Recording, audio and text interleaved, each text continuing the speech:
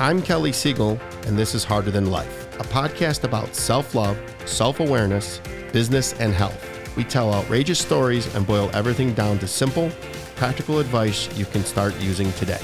Let's get living. Hello, everyone. This is Kelly Siegel with the Harder Than Life podcast. I haven't been doing this podcast very long, but I can honestly say today's guest gives me goosebumps, and I've never officially met her in person.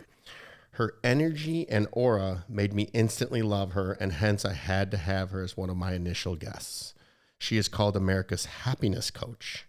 She has ran a marathon, is a 2-time award-winning author, a certified life coach, professional speaker, a gold medalist in ice dancing, and has spent the last 20 years inspiring happiness to all. It's my honor to introduce my good friend, Sandee Sgarlata. Hello, Kelly. Thank you so much. It's so Sandee, great to see you. And I can't wait to meet you in person next that's weekend what I was just in New about York to City. say. Next week I get to see you. By the time this airs, we will have been long friends. And that's what I was going to say. By the time this airs, we've been met in person in New York, and I'm beyond excited to share your brilliant mind. I hope it doesn't get weird. I wanted to start off with a layup for you, though. You have a vastly experience of multitude of topics, from champion's mindset to smashing limiting beliefs to changing your perspective to changing your life, which leads to my question. It reads in the Declaration of Independence that we all have the right to life, liberty, and the pursuit of happiness. What is happiness as defined by you, and why is it so darn hard to achieve? Yeah, because people are pursuing it. That needs to be changed. It's not the pursuit of happiness, because happiness is a journey. It's not a destination. So when you say the pursuit of happiness, it's like the end game, right? It's like there's an end game there. Well, there's not an end game. It's a journey. It is something that you will always be working on, and it's a practice. I like to say it's a practice, just like doctors practice medicine, lawyers practice law. It's a practice. I practice choosing happiness every minute of every day, because otherwise, life happens when we're busy making other plans, and shit hits the fan all the time. We're 3 minutes into this, and you just dropped a bomb. I love it. Keep going. Yeah, my gosh, harder than life. I was thinking about that when I was just making my tea that I forgot to drink, and now it's getting cold. Harder than life. I think some people may think that finding happiness is harder than life. That's why you're on here. It's quite the opposite. It's quite the opposite. I am not a religious person at all. I'm very spiritual. I'm a recovering Catholic.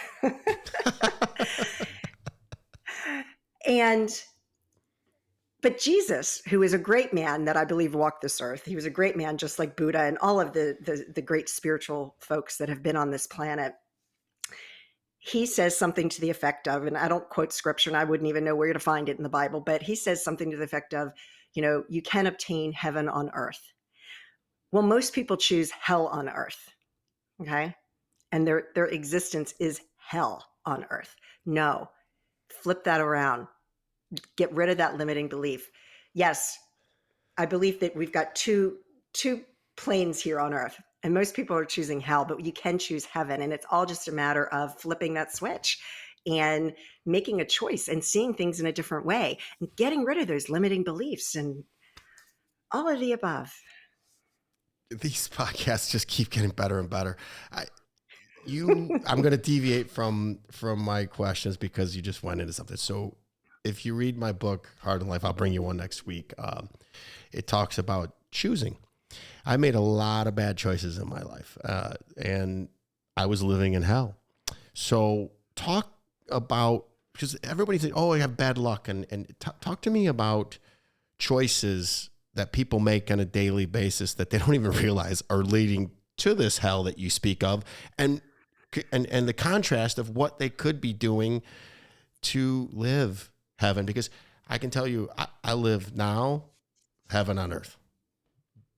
Yeah. Well, we all have made many bad choices in our life. And, Yeah, I think there's two sides to that, because part of it is making choices that lead you down the wrong path, and then sometimes things just happen that you didn't ask for, and so that's two different conversations. So let's talk about choice. And I always like to use driving as an example, because I feel like even though I've been on this spiritual journey for 33 years, up until just probably within the past 5 years, I was one of those people that I'd get behind the wheel and I'd be flipping everybody off. And, I mean, heck, 30 years ago, I would stop at a stop sign and get out and go up to people and confront them. I mean, I was just batshit I'm crazy. going to call BS on that one. You're just too nice of a person. There's no way.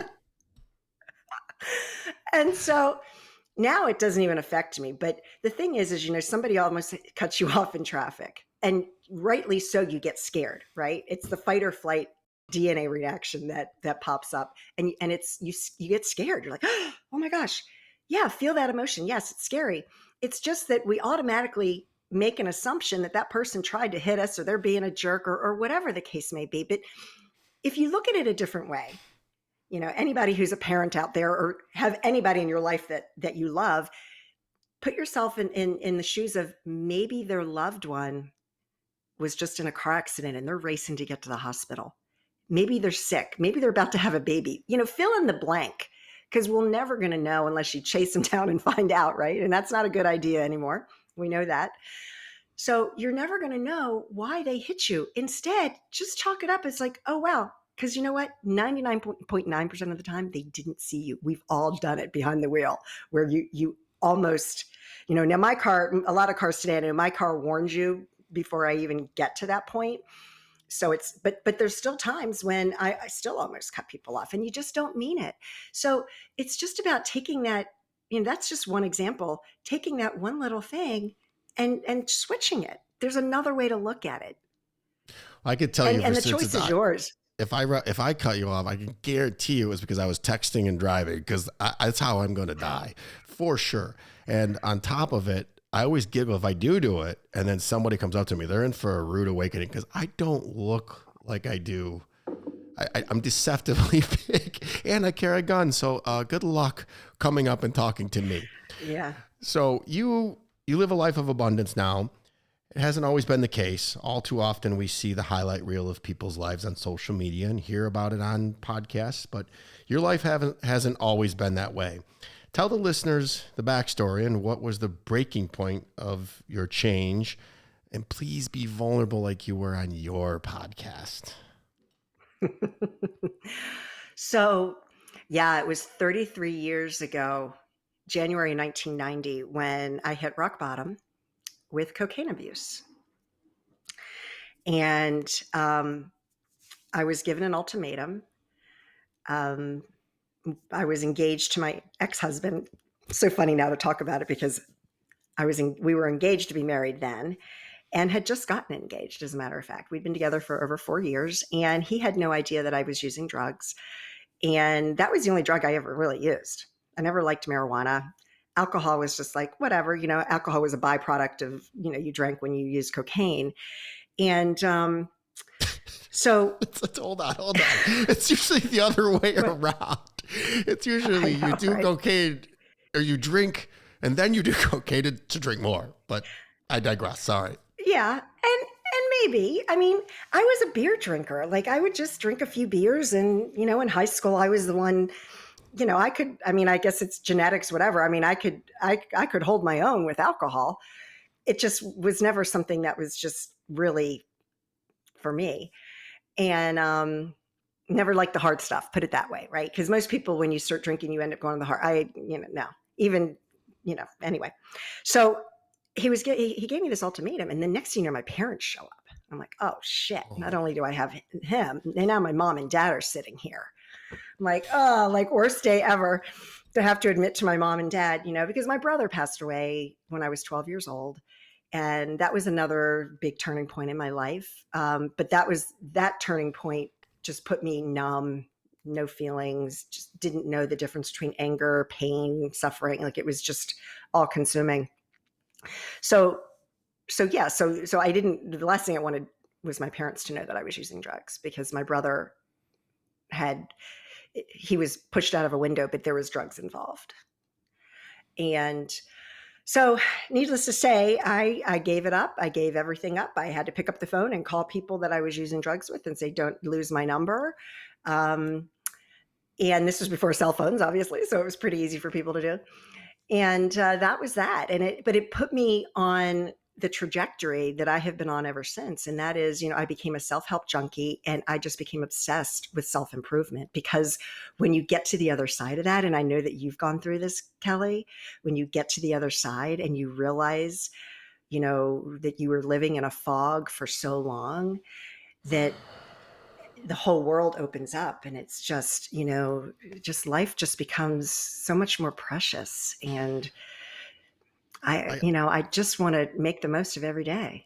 I want to rewind, because what you just said was, I just want everybody to hear that again. Just when you give up the drugs and the alcohol, life begins. I call it the rebirth. And people get sick and tired of me talking about not drinking. And I always say to the people that say that, if you don't want to hear it, that you're the person I need to get a hold of. That is my mission, is to show and model what heaven on earth looks like. And you just nailed it. So I want everybody to hear what Sandee just said. So say it again. When you give up drugs and alcohol, what happens? Yeah, the fog lifts, and it's like you turn the lights on and the lights come on. It's like you have a dimmer on your lights, and the dimmer's down here, and you just brighten it up, and it's just like, I've been talking to people about contrast a lot lately. So I drank for so many years that I didn't know another story. So I just tell people my stories. Take 90 days off and just see how you feel. If you don't feel amazing at day 91, go back. I don't know a single person that quit drinking that said, I shouldn't have done that. So to me, yeah. And I think you're a lot like me. I didn't work a program.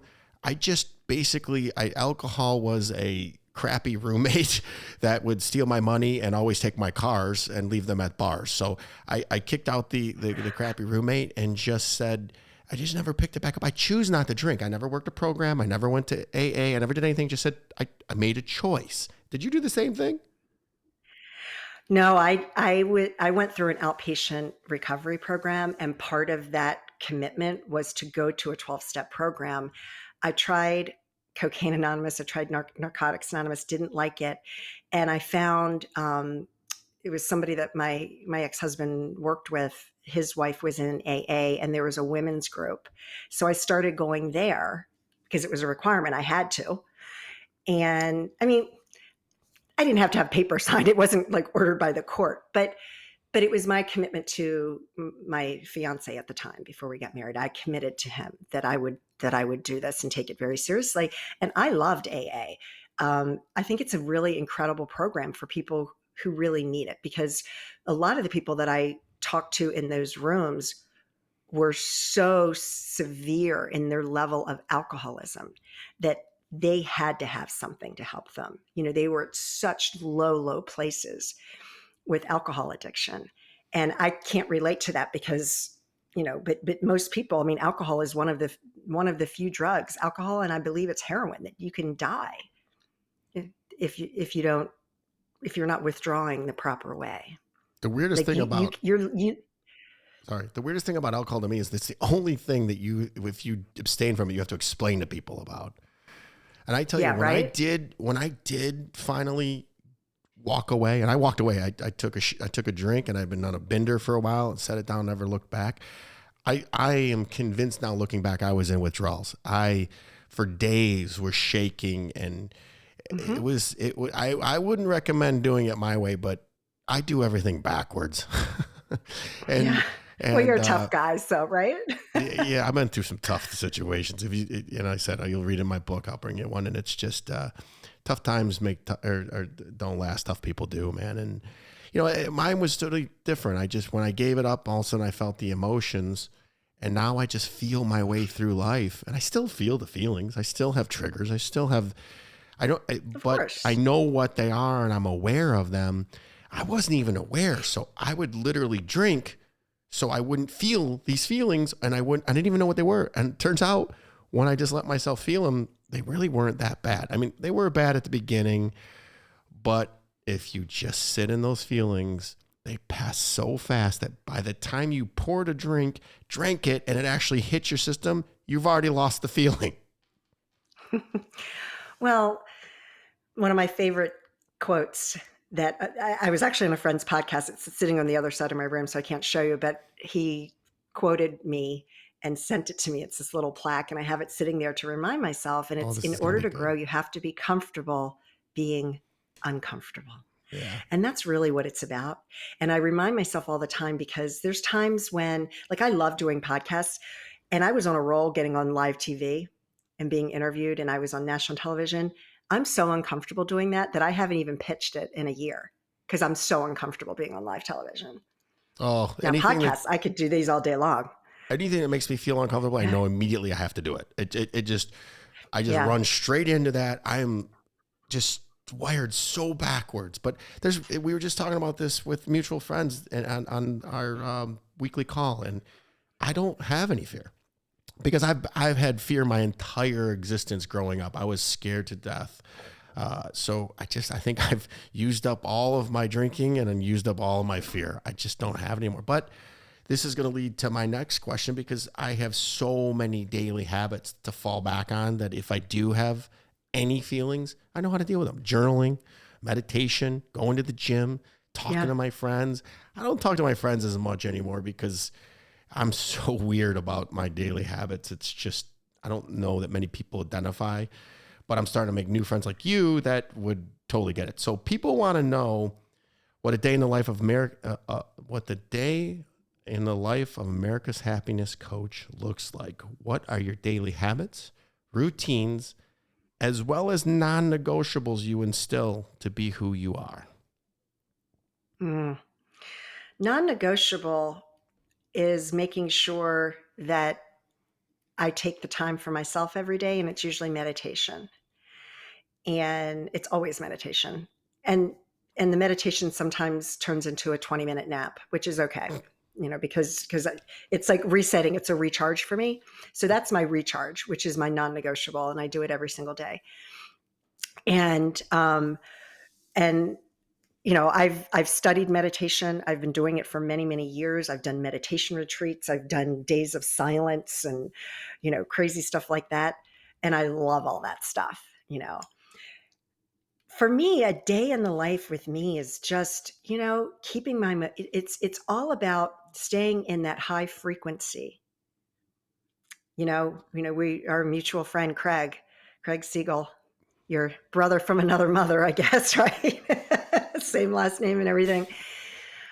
He was like, pick out a word for this year. What's your word? And my word is frequency. And I remember that every single day, that I have to get into that frequency, because when I'm in that frequency, magic happens and miracles unfold in front of me every single day.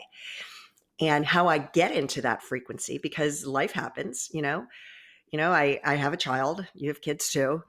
We got one son, and, we haven't had nothing recently, but, when you've got kids, and my kids in college, sometimes things happen, and that's a trigger for me, with my son.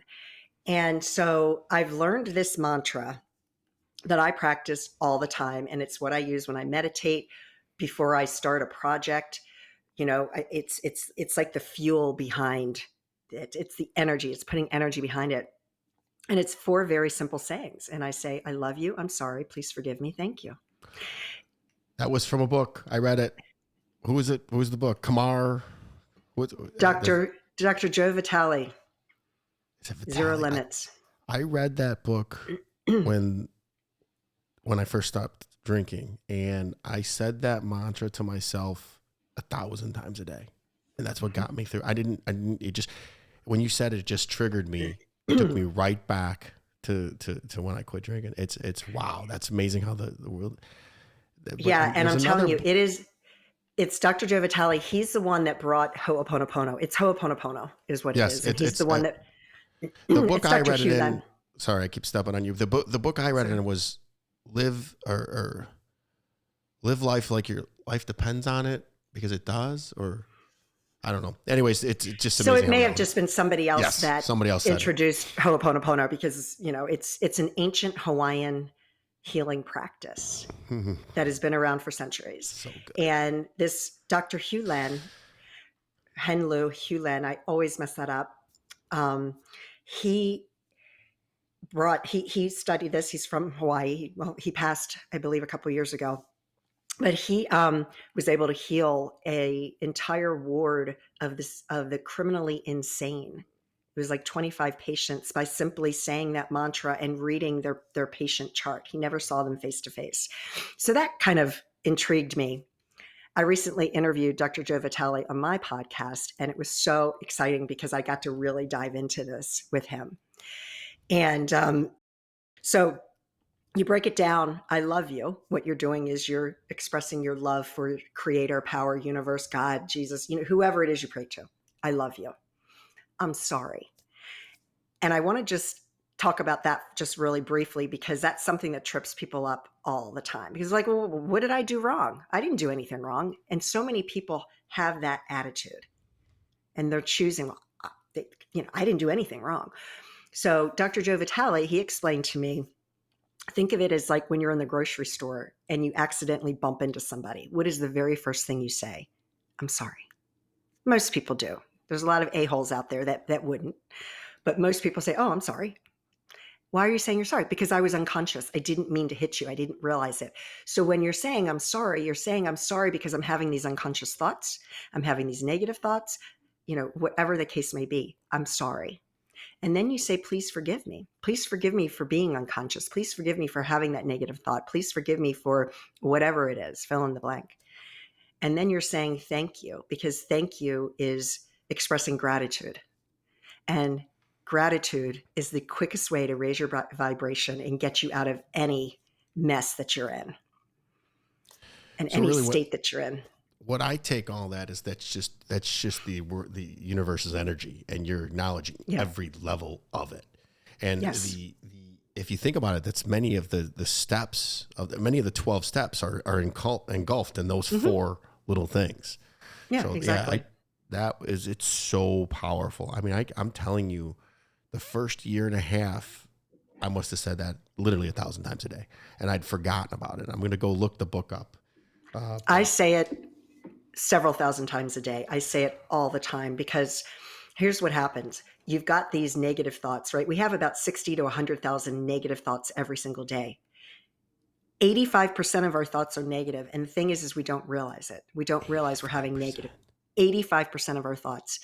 And so I'm kind of somebody like, I'm not a scientist, but I love experimenting with stuff. So when I started using Ho'oponopono, I started with an experiment. Okay, let me test this stuff out. Let me see how it works. So it was very serendipitous, because I started listening to the book on my way to Hawaii last March. And I had heard about Ho'oponopono back in 2006, 7, or 8, whatever, after I discovered The Secret with Dr. Joe Vitale. And funny thing about that is I'd been teaching courses on law of attraction since early 2000s, didn't even know there was such a thing called the law of attraction. And I was like, I've been talking about this for years. That's a thing. I'm like, it was just something that always made sense to me. So anyway, it was very serendipitous that I'm traveling to Hawaii, and I start listening to this book on tape. And I just became obsessed with it. So we're coming back from Hawaii, and I am very fair skinned. I bruise easily. I can hit my arm on the side of a coffee table and I'll get a bruise.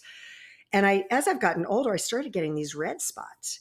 Well, coming back from Hawaii, I had 2 laptops in my backpack. It was really heavy. And before we even got out of Hawaii, I had a bruise on my wrist that was almost 3 inches wide, and it was bright red, just from taking on and putting on and off my backpack because it was so heavy. So I started messing around with Ho'oponopono, and I would just rub my hands and my arms.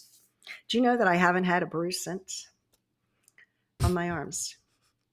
Because when you think about it, right, our body is energy. So, I play tennis. I'm a very high performing athlete and have been my whole life. And right now my thing is tennis. I'm obsessed with tennis. You would think I'm training for Wimbledon. And I play as much as I can. I finally hired a personal trainer. I'm working out at the gym because it's It's not because I want to get big muscles like you, Kelly. It's because it's for injury prevention. It's because I've gotten to the point in my life where if I don't do this, I'm going to get injured because I can't play tennis the way I want to play unless I'm building my muscles up. So I keep, messing with my quad muscles and just twinking them. So, the same thing. Our bodies, our whole body, we're energy bodies, everything about us. So, if we're raising our frequency in our mind, why not apply it to your legs, to your arms, everything. Every cell in your body needs love, right? It all needs love. I say vibrate higher all the time. So I'll let you in a little secret because it's just happened last night. So in my meditations daily, I end up with my affirmations of what I want. Want isn't the correct thing, but this is what I'd like to happen. One of them is to be an Amazon #1 bestseller for the book. And it just last night hit Amazon #1 bestseller in 3 categories. Oh, so, congratulations. Thank you. In my morning meditation this morning, I said, I said, well, I guess I don't need to have that one, but thank you. And I acknowledge your gift. So you're talking to an energy person, I believe in that so much. It's not even funny. So what I want to ask you, because we have these, what do you do when you get sad? Because it happens. Of course, you feel it. You feel the sadness. You have to feel it. You have to allow yourself to feel. And, it's like that with any emotion. If, I was saying earlier how my son is a trigger. He's a trigger because I am like the fiercest mama bear on the planet. So don't mess with my son, because I'm going to come after you. Theoretically. Haven't you created a monster? Isn't he just a trained killer at this point? Yeah, right. No, my son is the most compassionate lover boy. He's so sweet. So who would mess with him? Yeah, exactly. It's just mama. So, I can be a punching bag sometimes. And there's times when he'll get mad at me. And it's just like, it's so hard. How old is he? He's 22. Tell him if he gets out of line, I'll come deal with him. Yeah. No, I mean, it's actually gotten really better. And I'm attributing it to Ho'oponopono because I visualize people and I use it with my clients too. And I teach it to my clients. I don't even tell them what it is. I'm like, just say these 4 things. Okay, I can say those 4 things. Like, they don't need to know the backstory. They don't care. Like, I'm telling you, just use these 4 things, say these 4 things, and things are going to go away. But when I'm feeling sad, it's the Ho'oponopono, and I just say it to myself. I've had PTSD from since I was 13 years old when my brother passed away. It was an extremely traumatic time in my life. Since I started practicing that and saying that mantra, I've only had 1 episode, and it was gone in less than 30 seconds. 30 seconds. That's how powerful. So meditation, hope, the 4 sentences, the mantra, and just the mantra. It's so simple, but yet so hard. It's so simple. And everybody wants to run to drugs and alcohol, or a crutch, or sex, or gambling, or work, and it's for the mantra. Just say the mantra. 4 thing.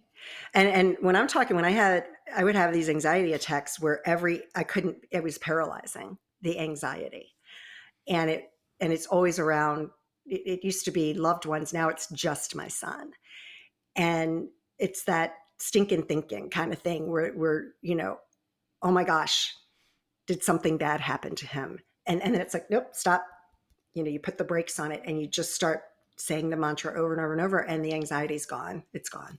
Well, it's putting everything in faith instead of fear. And that's really, if you're going to believe in something, let's believe in faith in the future rather than fear of the past. We've got it backwards, as you said at the very beginning. So moving on a little bit, what project, presentation, or thing that you have done do you consider the most significant accomplishment in your career to date? Oh, Kelly, that's so tough. That's so tough because I've done so many good things. I have so many more questions for you when I see you in person too, by the way. This is just for entertainment. I mean, I am on this planet to make a difference in others' lives. And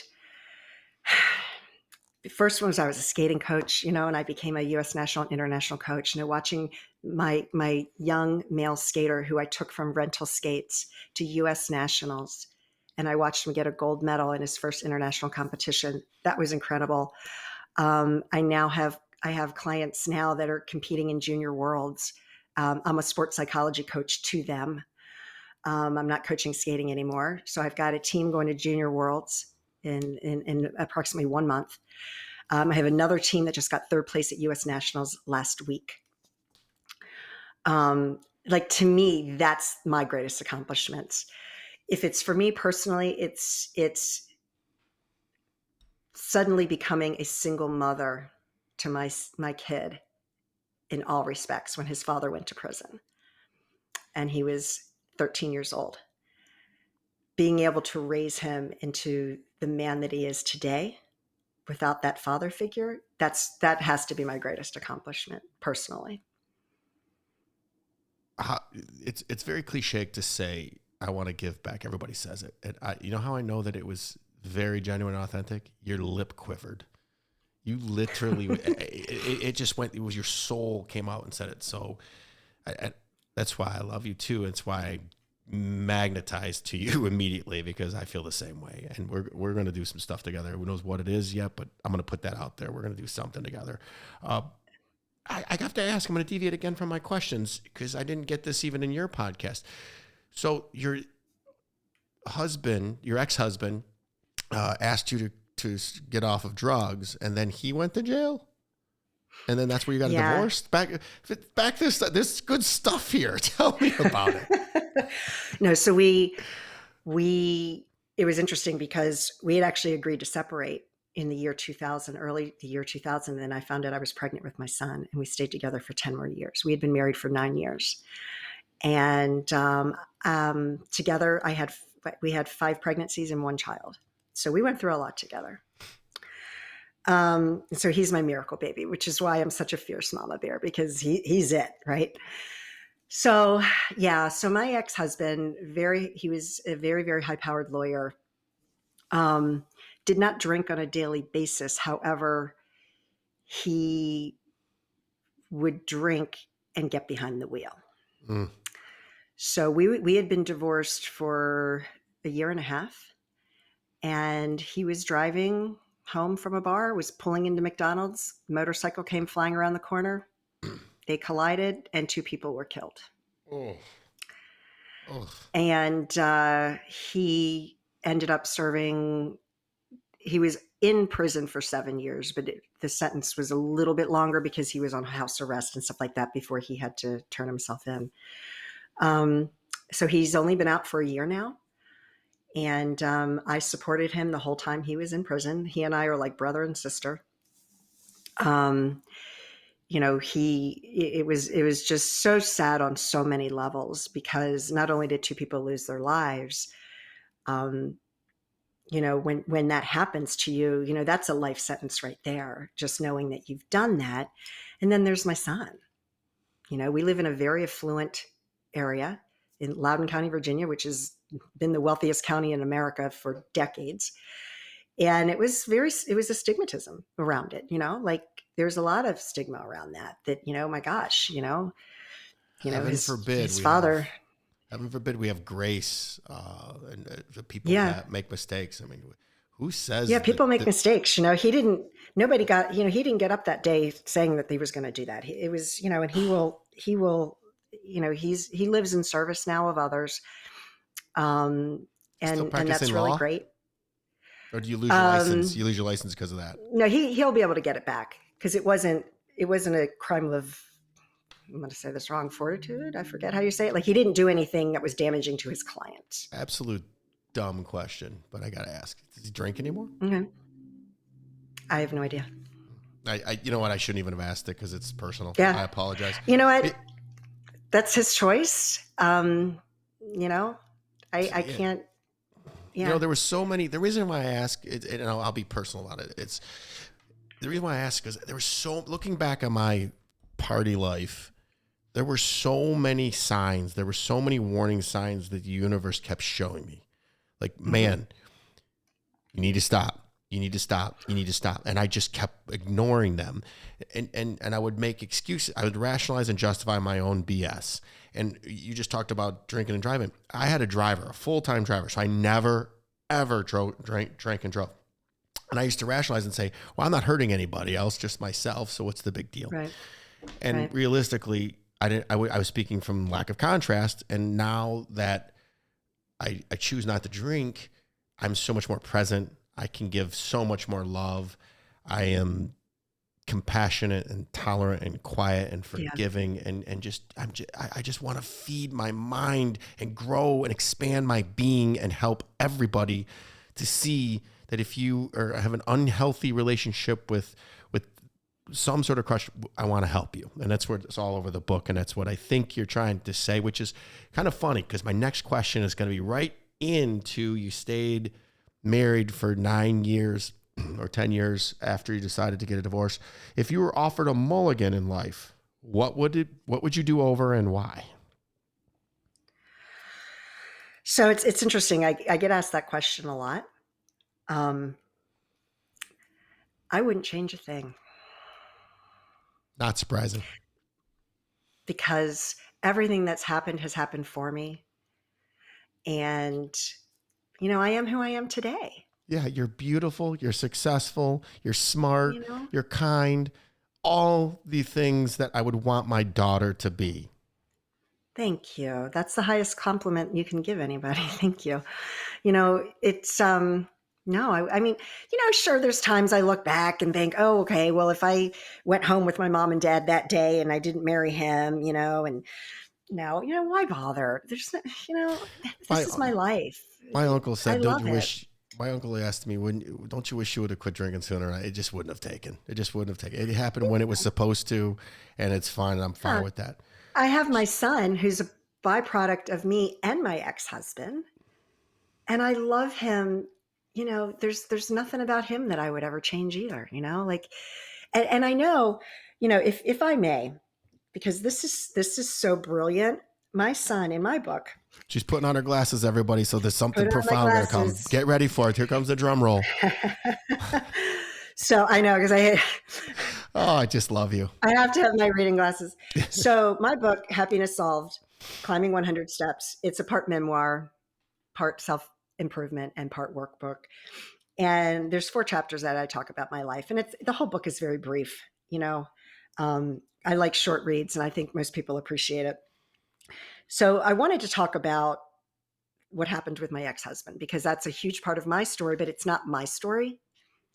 And so my son had actually wrote his college essay about how he experienced the accident with his father. And the very last paragraph just sums up what we're talking about. And he says, "My mother always says everything happens for a reason. And I truly believe this because without the accident, I would have been spoon fed my whole life. Because of the accident, I am independent and I make smarter choices. Most importantly, I learned that life happens in moments and that you cannot let one moment ruin the rest." Oh, He it's was beautiful. 16 when he wrote that. Yeah. That's profound. When I was 16, I didn't know freaking anything. Well, and the thing is, the weird thing, Kelly, is that my brother died 2 weeks before I turned 13. My son's father's accident was little over 2 weeks after he turned 13. And I said to one of my best friends, I said, how the hell am I going to deal with this? I am not equipped. When you see your kid on his hands and knees screaming and crying and punching the ground, because he knew. He knew. How are you going to quit? How are you going to deal with it? It's the same way that there's nobody more equipped to deal with it than you who went Right. through something very similar. Exactly. It's just at the time I couldn't see it. It was like, oh my gosh. I remember, my son and I, we were driving his dad was in prison, was in jail for 3 weeks after the accident. They wouldn't release him. Partly because he was a lawyer and there was a lot of backlash because, a lawyer should know better, right? Obviously. And so we were driving to the county jail to visit him, and I'm driving. I'm like, here we are. I'm driving in my, $80,000 Lexus SUV. There's a homeless shelter over there. My older brother is living in a tent across from the homeless shelter. because he was such a chronic alcoholic. He was chronically homeless. My ex-husband's in a jail. And I'm looking at my son, and we were like, you have to sometimes find the comedy in it. It's like, who would have thought? Who would have thought that this would have been my life? And you're like, holy moly. I struggle with, in today's environment, I mean, this was years ago, but in today's environment with Uber and Lyft, there is absolutely zero reason to drink and drive. You are Exactly. I'm going to stop myself because I don't want to be, but there is absolutely zero reason to get a DUI. There's Just no zero. reason. 2 seconds. Pay $20. Yep. You can pay $20 for an Uber ride, or you can pay $5,000 for a DUI, or you can hurt somebody really bad. Kill 2 people and spend $800,000 in legal fees. Yeah, but So, I would pay $800,000 to have those 2 people back, and I'm sure he would too. Absolutely. Absolutely. I mean, money was no option. If you could tell your 30-year-old self something, what would it be? That's an easy question, because I really think that, as we age, and you just become wiser and wiser and wiser. And it would be, don't be so hard on yourself. Give yourself a break. Stop beating the shit out of yourself. Because as a high performer, I'm not just a high performing athlete, I'm a high performer in everything in my life. And that's why I pay Craig Siegel every month. It keeps me on track, right? I need that person to be telling me, okay, it's okay, because, I still will fall into that trap. And what do? I love you. I'm sorry. Please forgive me. Thank you. But it still pops into my consciousness all the time, because I'm so much harder on myself than I am on anybody else. Ugh, man, the things we say to ourselves, we would never say to anybody else. Yeah. Do you? Never. I've read all of Brene Brown's books. I think that she is just one of the most brilliant minds. Do you experience shame? Do I experience shame? No, I used to. Nice. I don't allow myself to go down there. Yeah, I don't allow myself to go down that path. The only emotion that sets in, I mean, anger, of course. You have to, the happiest people, science has proven the happiest people experience every emotion. Shame is not one of them, though, that I will allow myself to go down, because it's just such a low energy. It's, no, I will forgive myself. It has to be also too, because of your choices. I mean, you make choice. You probably haven't done anything to be shameful for in years, because you make good choices. That's what people don't realize. We started it off that way. If you make poor choices, you end up in poor situations to be shameful for. If you make good choices, good things happen, and you make good choices and you don't have any shame. It's literally a math equation. It's so frustrating how people want to be the victim instead of the victor. And I don't have any time. Yeah. But I love it, because I studied that from my daughter. It's quite contrary. It was in my book. And I've experienced a lot of shame. I've done a lot of dumb things. Thinking I was the life of the party, saying things that were nothing but hurtful, thinking I was keeping it real. I mean, that's just the stupidest saying anybody could ever say. If it's going to hurt somebody's feeling, shut up. That's right. Yeah. I mean, I think that there's definitely been times when my son and I have gotten into an argument, and I say something that I've, immediately realized, oh boy. I have a 14-year-old. Tell me about it. I say things like, oh, I didn't mean that. Even as healed as I am. Exactly. I look at her and I go, oh my God, honey. I keep repeating to her all the time, I couldn't love you anymore, and I'll never love you any less, because the bar is so high for her, and it is for me. And I sit there and I apologize all the time. I'm so sorry. I'm your dad. I expect you to be a trained killer, an assassin, a savage, get your love from inside. I've got her fast forwarded to taking over dad's companies, and all of her friends are following me on social media now. They think I'm I'm just the most intriguing guy in the world. I said, just wait. I'm human. So Right, we're all human. But you know, I mean, but the thing is like we're all going to say things and maybe do things that we don't mean, and that's life. That's part of growing up. It's part of learning. It's part of evolving as a human. It's the difference is what you do after it. It's how you react, how you choose to react. Like, oh my gosh, I'm so sorry, I said that. I shouldn't have said that. And then you forgive yourself. You ask the other person for forgiveness, and and it's just how you handle it. It's how you handle the situation. So yeah. I saw Oprah do something with her husband. He said that he apologized immediately. He said, don't worry about it. That's not who I want to, that's not who I am. And I'm not going to be that person again. So it made me think of that because I apologize to everybody from my drinking days, and everybody forgive me right away. Cause they said, we knew it wasn't you. So turns out I'm just as obnoxious, sober, not drinking as I was drinking. And I have just as much fun, but I remember it all. I don't have to apologize. Speaking of good choices. So we got to start wrapping this up, and I got 4 more questions, and I just want, because you're so good, and this is going to help people. You don't get to where you are without being an excellent communicator. What are your pet peeves when communicating? My pet peeves when communicating. Oh, geez, Kelly, I don't even know. I'll give you mine if it'll help, if it'll jar something. Tell me yours. When somebody just absolutely just immediately disagrees with you just to disagree with you, Oh, or says you're wrong. Like, wait a minute, hold on a second.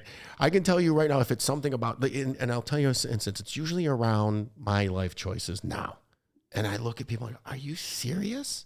I take in more content in one day than usually the person I'm trying to help has taken on in their entire life, and they're telling me I'm wrong. But you're right. I say, hey, how's drinking going on? How's drinking working out for you? And, it's completely fine. I go, it seems a little out of bounds. You're wrong. And I'm okay. Yeah, I guess that would be, I mean, I think it's not so much that people pointing out that you're wrong. It's when they keep trying to prove they're right. That's what it is. See, there's why you're an excellent communicator. That's exactly, it's not working for you. You ask for my advice. I give it to you and you tell me it's not it.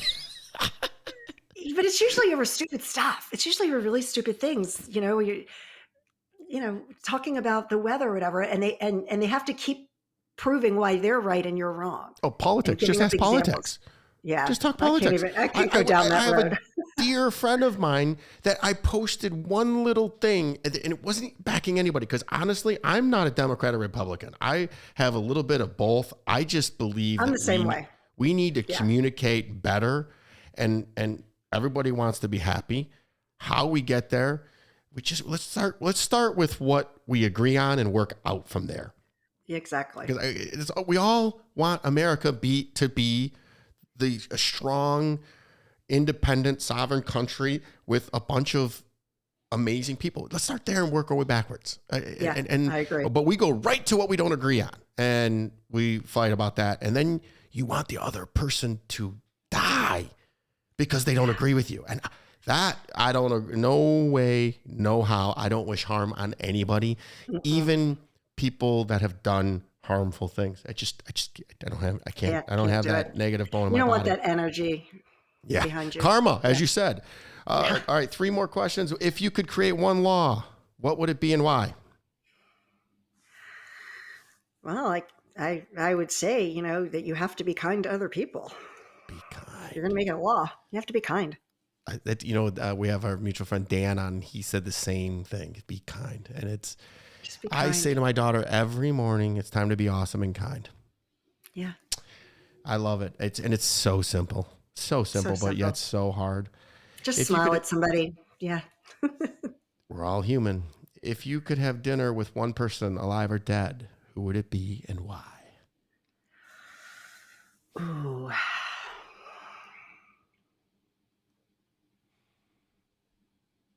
This is gonna be it's a toss between Oprah Winfrey and Barack Obama. Ooh. Yeah, I'm not into politics, but I love that man. He's one of the best speakers I've ever seen. And I will tell you, his presence, he's regal. He's just, I I find myself, I just started following Oprah.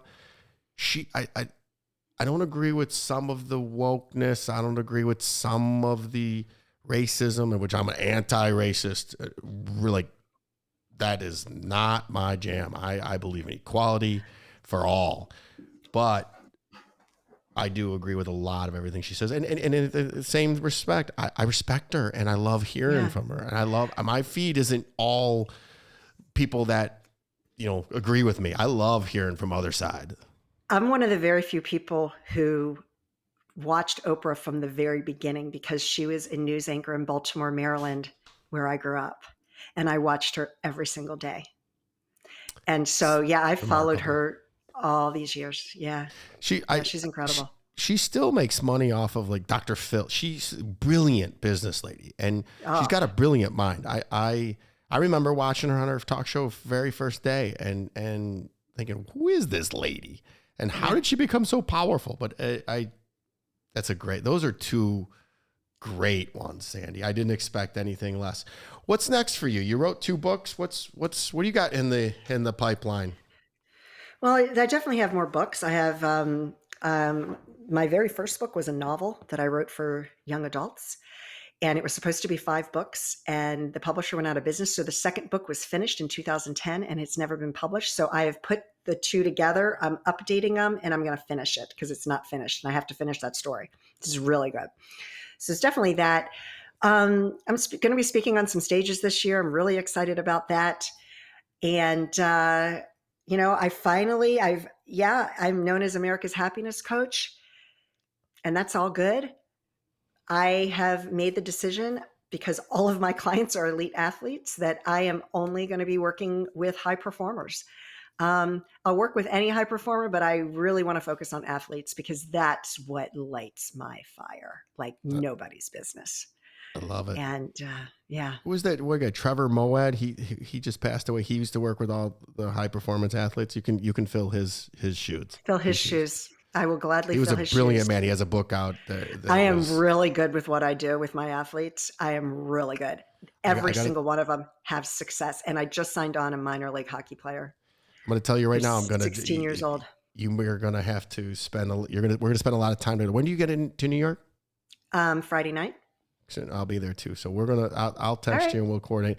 All of your Instagram and LinkedIn will be in the show notes, but please, give your Instagram, because I think that's where you predominantly do. Give your Instagram right now. Coach Sandee Sgarlata.